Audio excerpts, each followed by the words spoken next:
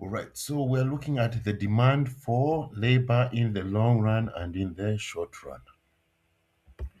All right, so the long run and short run is all about the factors of production. Right, in the short run,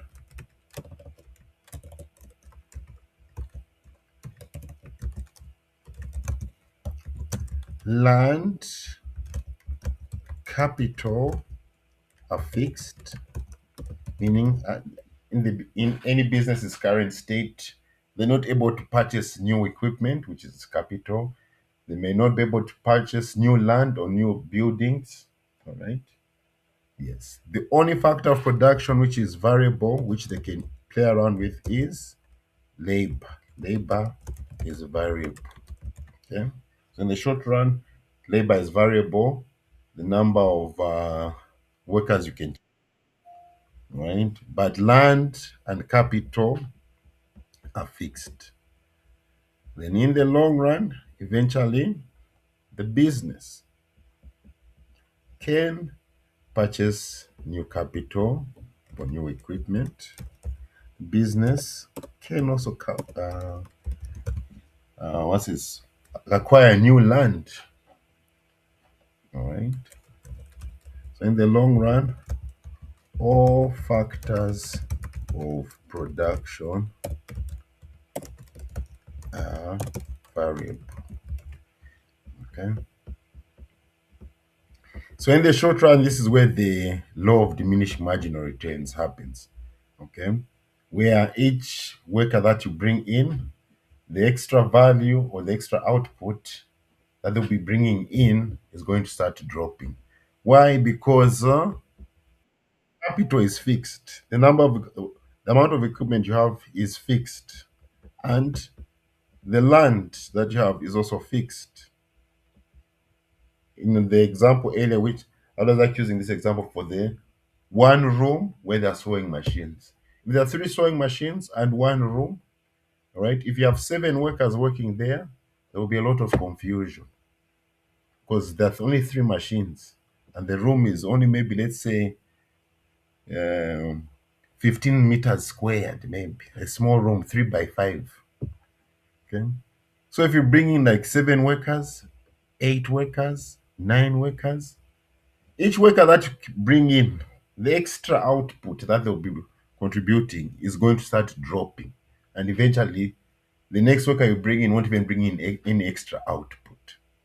All right. So in the short run, this is where the law of diminishing marginal returns applies.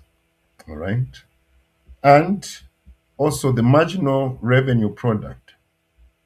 Okay. This law where it says firms should hire until the wage equals the value of the last worker's output. This marginal revenue product, the extra revenue each worker brings must equal the wage that they are paid. Okay. The decision, this hiring rule is also applicable. Okay. Yes. Basically, that's what's happening in the short run. But in the long run, as we said, now all and the elasticity for labor. Remember when we talked about elasticity of demand for labor? Yes, in the short run, it is inelastic. Okay, because you can't really substitute workers with machinery. Okay, so you might, like in that example for where you have three sewing machines and let's say three workers, you need those three workers. Okay, you need those three workers. Even though their wages rise, you need to still keep them because you know if you lay them off, your business might go down. Okay, so the demand for labor is inelastic in the short run.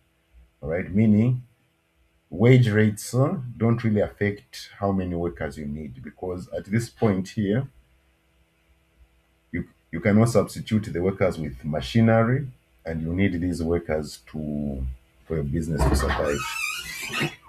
But in the long run, this demand for labor becomes elastic. Why? Because if the wage rates increase, you can substitute them with new capital or new machinery. Okay, especially these jobs where you can be replaced with a robot. Right? If the wages increase, you just say, okay, it's now expensive to have these workers. Let's just buy, let's just implement new technology. Okay, so in the long run, demand for labor is more elastic. All right, and as I said earlier on, in the long run, all factors of production are variable. All right, and we also have these two effects that occur in the long run or the demand for labor. Okay, the substitution effect, where firms can replace workers with machinery. Okay, and you've also got the output effect.